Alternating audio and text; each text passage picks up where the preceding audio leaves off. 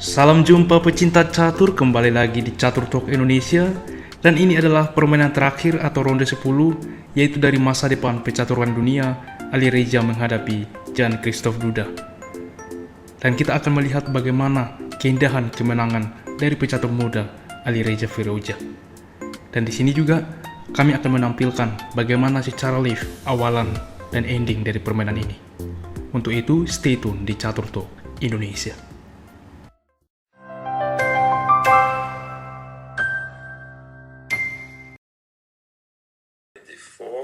Queen b6, yeah, that is the theory.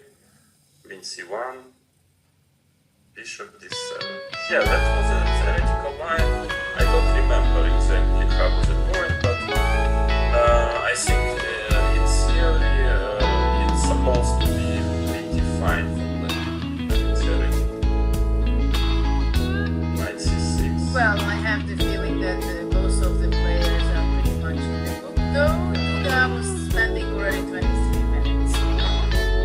Well, it would maybe mean that Ali Reza, he had repeated his knowledge from the game. Maybe Jan Christoph not. That's that might, it doesn't mean that it's out of book. Maybe just he's trying to recall all his notes. Is this knight c2 move a good move? I've seen it somewhere. Yeah, I've seen this knight c2 idea. I think it was already played by Giri, I think, if I'm not mistaken, once. Can this really be good for advantage for white? It seems like black has such a great position. But white was but attention 93, 95. Yeah. I mean, again, this bishop option is very powerful. Yeah, of course, white has a weakness on c4, but he's got some pressure on b line. Bishop c3 was playing, yeah, so I guess I white guess the wants idea is rook b1 and b1, b2. queen b2, and then maybe 93, 95. I mean, those positions, yeah, they're very complicated, maybe pretty equal objectively, but a lot of play, and I personally like it. I mean, in general, I like, for some reason, this young kid. I like knight g3, bishop g2. I always enjoyed it in many different openings, and this kind of strategical idea that he is playing on this diagonal and very active attacking. Baiklah kawan-kawan, kita langsung ke permainan. Di sini Ali Reza memulai langkah dengan kuda ke F3, pembukaan reti, di mana pembukaan ini sangat mudah untuk direposisi menjadi pembukaan yang lain. Pion ke D5, G3 Fianchetto gajah, G6, begitupun dengan hitam. Gajah ke G2, gajah ke G7, sehingga tercipta double Fianchetto variation. Pion ke D4, kuda ke F6, dengan harapan melakukan rokade. Putih rokade, hitam rokade, C4, menukarkan pion pusat. C6, melindungi pion, dan di sini B3, memperkuat pion dan juga dengan persiapan Fianchetto gajah. Kita kembali sebentar. Beberapa variasi yang cukup banyak juga di dalam versi ini, yaitu dengan pion kali pion, di mana pion kali pion, kuda ke C3, kuda ke E4, kuda ke E5, kuda kali kuda, pion kali kuda, kuda ke C6, kuda kali kuda, dan pion kali kuda. Kita lihat tercipta posisi simetris. Dan kita kembali ke partai aslinya. Di posisi ini, pion ke B3. Permainan dilanjutkan dengan pion D kali pion B kali pion, C5, menukarkan pion pusat. Gajah ke B2 sesuai rencana, sekaligus melindungi pion pusat. Pion kali pion, kuda kali pion. Menteri ke B6, langsung mengancam gajah. Menteri ke C1, untuk melindungi gajah. Gajah ke D7, kuda ke D2. Kuda ke C6, kuda ke C2. Tidak mau menukarkan kuda. Benteng ke C8 secara tidak langsung menguasai file C. Gajah ke C3, mencegah dan juga mempersiapkan benteng ke depan mengancam menteri.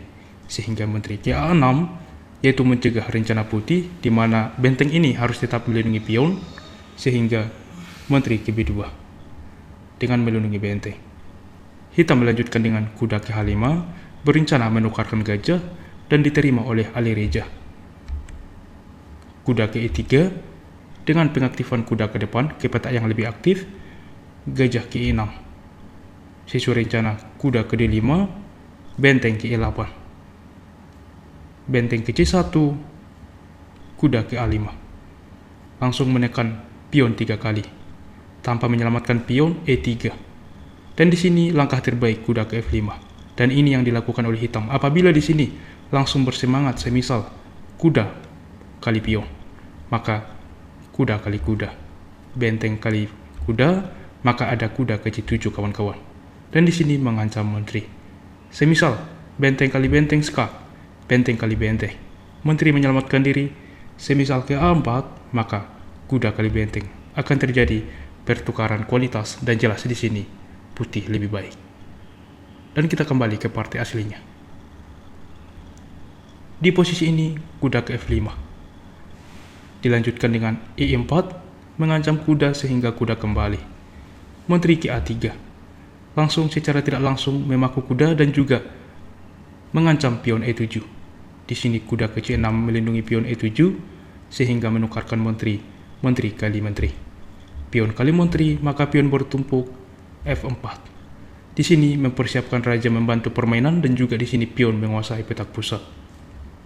Raja ke F8, raja ke F2, benteng ke D8, benteng ke B1, kuda ke E8, raja ke E3, F6, mempersiapkan gajah ke depan, A3, gajah ke F7, gajah ke H3, dan di sini mengancam benteng. E6, di sini dengan tempo juga mengusir kuda sehingga kuda mundur ke B4, menukarkan kuda. A5 mengancam kuda, kuda kali kuda, benteng kali kuda, C5. Kuda ke C7. Gajah ke F1, mempersiapkan gajah ke depan. Kita akan lihat pentingnya gajah ini.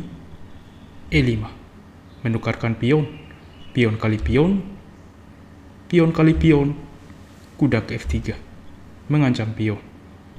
Gajah ke E8. Di sini melindungi benteng ke depan. Benteng ke B7 mengancam kuda dan di sini juga mengancam pion sehingga di sini kuda ke E6 mengancam pion juga.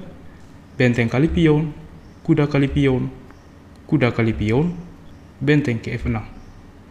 Dan coba teman-teman, di posisi ini Anda pause video ini, temukan langkah terbaik Ali Reza yang membuat hitam menyerah di posisi seperti ini. Bagaimana kawan-kawan? Apakah Anda dapat menemukan langkah itu? Ya, bagi Anda yang menemukan, selamat. Ali Reza memainkan dengan kuda ke G4. Di sini kita lihat mengancam benteng, dalam waktu yang sama mengancam kuda, jelas unggul kualitas dari putih. Dan tepat di posisi ini, hitam resign. Apabila permainan kita lanjutkan, semisal kita ambil langkah benteng kembali ke C6, tetap melindungi kuda, maka ada gajah ke B5. Inilah pentingnya gajah. Benteng ke C8 misalkan, untuk tetap melindungi kuda, maka ada benteng ke F1 skak. Raja ke G8, kuda ke H6 skak. Raja ke H8, maka benteng ke F8. Skakmat teman-teman. Inilah yang akan terjadi. Maka skakmat indah yang diciptakan oleh Ali Reza. Bagaimana kawan-kawan permainan ini? Dan berikut cuplikan endgame dan selamat menyaksikan. Yesterday and today, out of the two games, 1 point in the classical, it's fair enough. But today it was. But let's face it, Levon really played a good game. He went for it, took his chances, and against Magnus to win this. B5 to D7, it was not. I wouldn't call it a great maneuver, but okay. But he confused Magnus with it. Yes, but it He was. completely confused it with Frankly, it was very, very strange. But okay. Anyway, as we say in Russia, we say that the winners cannot be judged. Yeah. The ones who wins, they are right. They are right a priori. So knight G4, I guess, will finish this game. Well, Now, yeah, it seems knight like G4 is finished. pragmatic. 48 seconds to go for Duda, which is not the only problem. Just Yeah, an yeah, extra because problem. frankly, in this position, even 48 hours probably wouldn't help to save it. Yes, okay, really, Firuta, congratulations if you managed to win +3 clear second place. That's quite something. And he was on the first place Yeah, for knight 2 G4 rounds. is played. And knight G4 is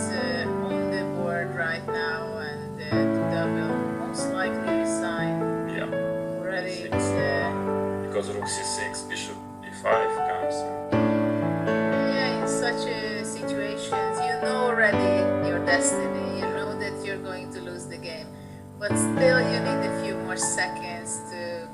Yeah, still it feels like, okay, one more move wouldn't make any harm. Yeah, So, sometimes but- it does though. Yeah, sometimes, it's better just to resign and to leave, to And leave to the get playing over field. with it, and that's Yeah. what he's doing now. Yeah, congratulations to Alireza. So we have one tie break. Nah kawan-kawan, bagaimana endgame-nya? Luar biasa ya? Seperti biasa di akhir permainan kita memberikan Fajl selamat menjawab melalui kolom komentar. Ini dia kawan-kawan Fajlnya, temukan langkah terbaik bagi putih dan memenangkan permainan.